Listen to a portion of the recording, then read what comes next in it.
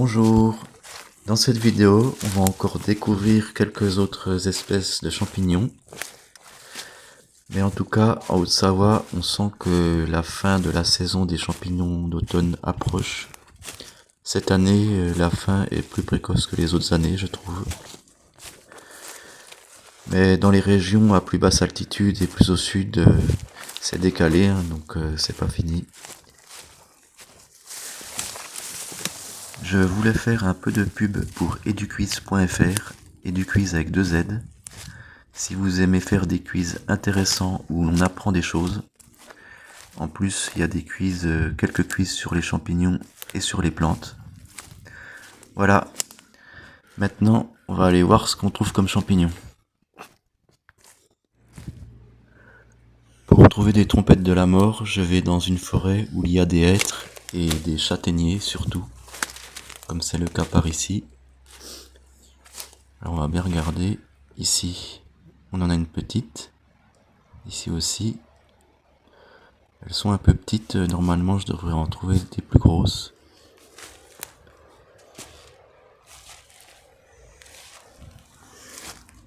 Ici on en a encore. C'est bon signe, c'est qu'on peut en trouver. Là c'est des clavères étroites. Encore une trompette.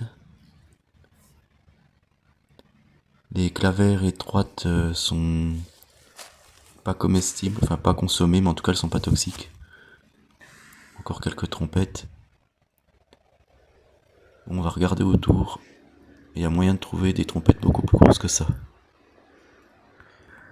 Je marche depuis une dizaine de minutes et je trouve par-ci par-là quelques trompettes, comme c'est le cas ici, qui sont déjà de belle taille, mais pas de grosse place. J'ai l'impression qu'il y a des gens qui sont passés et qui ont oublié par-ci par-là quelques trompettes. Ici nous avons des léocies. Il y a très longtemps je les confondais avec les chanterelles en tube lorsqu'elles sont petites. Mais vous voyez c'est pas pareil quand même. Ça a vraiment la même couleur. Alors ça c'est des ascomycètes alors que les chanterelles en tube c'est des basidiomycètes. Mais elle est comestible elle aussi donc c'est pas grave si vous confondez. Je viens de trouver une belle place de trompette que j'ai filmée, mais malheureusement ça n'a pas filmé, c'est dommage. Et j'ai trouvé une chanterelle sinueuse. Alors comme ça je vais pouvoir vous montrer la différence entre une chanterelle sinueuse, on voit bien les plis, et la trompette qui est lisse en dessous. Et ce sont donc les deux de très bons comestibles.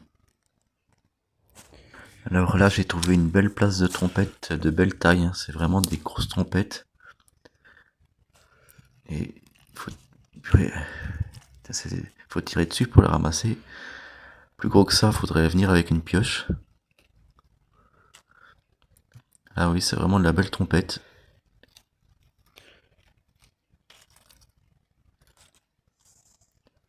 Il y en a encore ici, des très grosses. Là, un peu plus petite, mais vraiment très belle. Là, énorme trompette. Encore là-bas. Et j'imagine que si je regarde autour, je vais en trouver d'autres. Mais bon, j'ai déjà ramassé celle-là. À mon avis, ça me suffit largement, mais vraiment largement avec ce que j'ai déjà ramassé avant. J'en ai pas besoin de plus. Bon là je vais fuir ce bois parce que j'ai déjà bien assez de trompettes.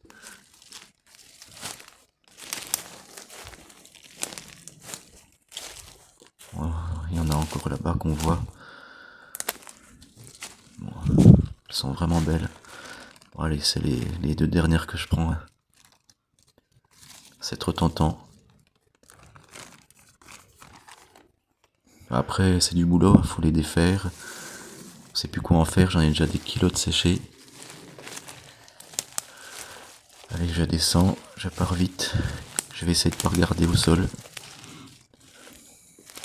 Ici nous avons des mucidules visqueuses qui sont déjà assez âgées, et même très âgées. Alors c'est pas toxique, j'en ai déjà mangé, mais alors c'est dégueulasse. Ici nous avons un petit agaric auguste. C'est un très bon comestible. J'en vois pas beaucoup dans la région. Peut-être qu'il y a des régions où il y en a plus. Je vais regarder s'il y en a d'autres autour. Ça on dirait des hygrophores pudibons. Ce serait bien qu'on en trouve un qui est un peu plus gros avec le chapeau ouvert, qu'on voit les écailles. Bon ben voilà, donc ça c'en est un aussi, spécimen légèrement trop vieux. Là des clitocybes nébuleux ou gris de sapin qui sont frais. Là on en a plein ici qui ont l'air frais mais c'est déjà trop gros. Ils sont déjà sûrement tous véreux. Là-bas c'est encore pire, ils sont beaucoup trop gros. Bon, on va aller faire un tour dans les prés avant de retourner dans le bois. Je viens ici car certaines années j'y trouve des hygrophores des prés. C'est un champignon peu commun qui est un excellent comestible. Alors là c'est une helvelle. Et donc l'hygrophore des prés je le trouve assez tardivement dans la saison. Là encore des helvelles qui ont pas l'air en forme du tout. Alors les helvelles c'est un comestible aussi mais c'est comme les morilles, faut pas les manger crus car c'est toxique cru.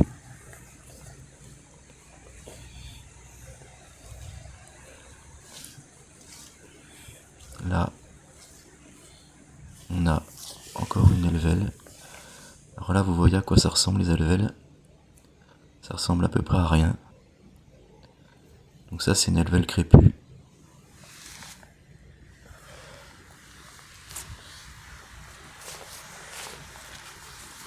Encore une ici.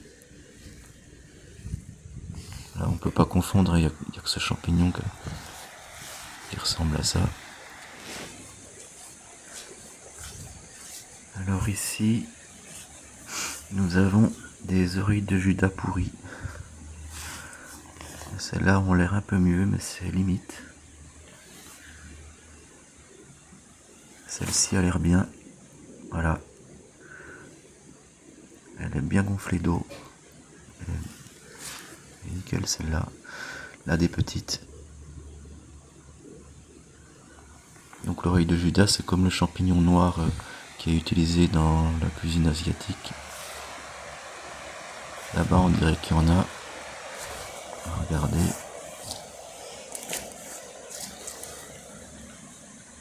Elles ont l'air limite mais en même temps elles ont l'air quand même assez fermes. C'est peut-être parce qu'elles sont vraiment imbibées d'eau, là il n'y a plus beaucoup ces derniers jours. C'est un champignon qui se sèche bien. Il peut même se ramasser séché sur l'arbre. Ça part, alors en fait elle éclate tellement elle est remplie d'eau on dirait. J'hésite à en prendre. En tout cas, là elle pousse sur un frêne. Ce qui est rare en général, je les trouve sur des sureaux morts. Rien à voir avec les champignons, mais comme on est dans un endroit où il y a beaucoup de cressons, je vais aller en ramasser. Voilà, quand il n'y a plus grand chose à ramasser l'hiver, il y a toujours le cresson. Donc il est pas recouvert par la neige en tout cas. Donc le cresson des fontaines que vous connaissez sûrement. C'est excellent. Alors bien sûr il faut le ramasser dans un endroit propre, où il n'y a pas de pâturage en amont, pour être sûr de ne pas attraper la douve du foie. Voilà, il est joli. De retour dans le bois, je trouve des chanterelles en tube, ce que j'appelle des trompettes jaunes, dont certaines sont de taille assez correcte. Voilà. Donc on va aller regarder autour. On va voir ce qu'on trouve. On dirait une russule charbonnière qui a été retournée. On va faire le test des lamelles. Voilà, elles ne partent pas. C'est bien une russule charbonnière. Les lamelles sont dites lardacées. En tout cas, elle a l'air véreuse, enfin elle y est, donc je vais la laisser.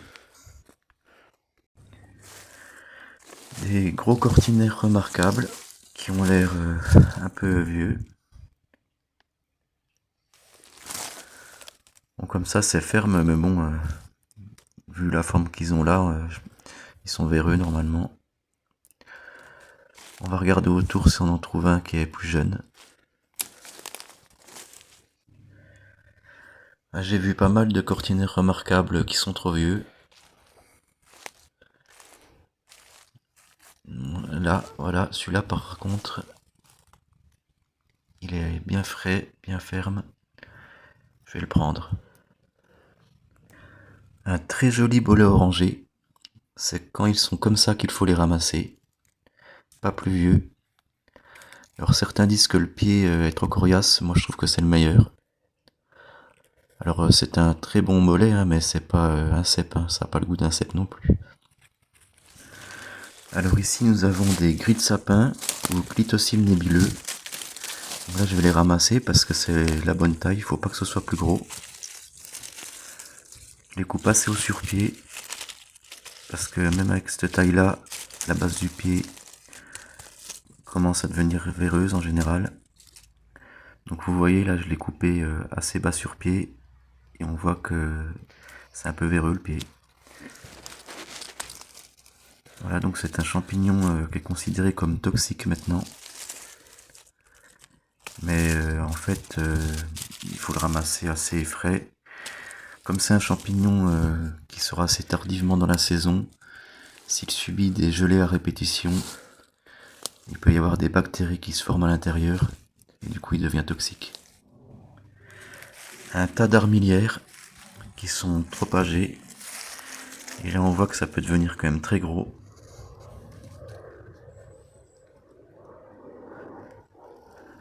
Voilà. Alors l'écartement entre le bout de mon petit doigt et mon pouce, ça fait 22 cm. Voilà. Donc on voit que ça devient gros. On voit ces traînées blanches qui a coloré les feuilles autour, c'est la sporée. Ici on a quelques nébuleux. Un tas de cortinaires trop vieux. Et là, un pied bleu. Un pied bleu qui a l'air bien frais, mais c'est comme les nébuleux, ça devient vite véreux. Je vais le couper en deux. On voit au niveau du pied qu'il y a des trous de verre. Et vous voyez, c'est bien véreux. Voilà. Encore des gris de sapin. Bon, ceux-là sont un peu trop gros, même s'ils ont l'air frais. Voilà. Ici, on a un minuscule. L'autre à côté, c'est vraiment la bonne taille. Comme celui-là. Voilà. Ou celui-ci. Taille parfaite. Voilà.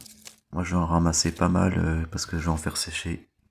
C'est un champignon qui est vraiment excellent quand il est séché. Et il est bon aussi frais. Il pousse surtout là où il y a des résineux. Comme vous voyez autour. Il y a vraiment des champignons partout ici, on les voit au loin. Et là, nous avons encore des pieds bleus. Ceux-là ont l'air bien frais. Ouais, nickel. Les pieds bleus, c'est un champignon qui sent vraiment trop bon. Voilà, cuisson, il n'a pas le goût de son odeur, mais il est bon. Celui-là doit être véreux. Eh oui, plein de verre.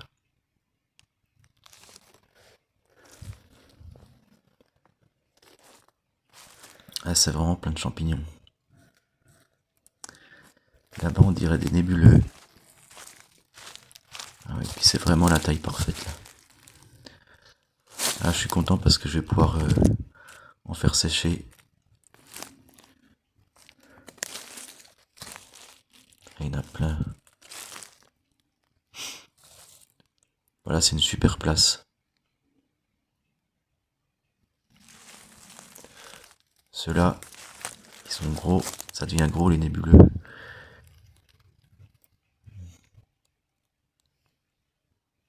Il y en a encore là-bas, on dirait. Là. Tout ça là-bas. Ça fait des rondes sorcières. Bon ben, je suis content. J'ai ce qu'il faut comme nébuleux pour cette année. Des pieds de mouton qui ont l'air super frais et de bonne taille. Ça fait plaisir. Alors les pieds de mouton, vous pouvez pas confondre avec le aiguillon. Voilà, super joli. Là-bas,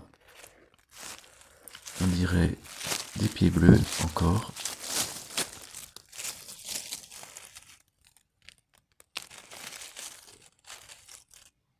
Voilà. Et des nébuleux encore. Il y a de quoi faire. Des pieds bleus. Encore.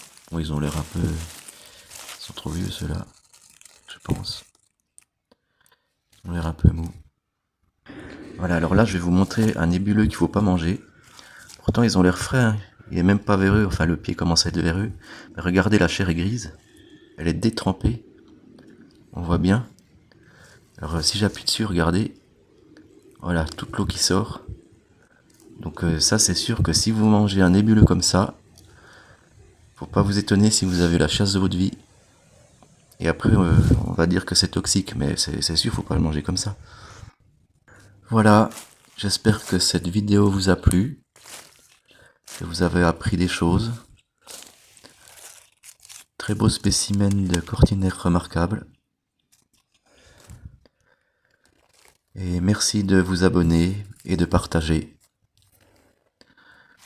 Sur ce, je vous dis à bientôt.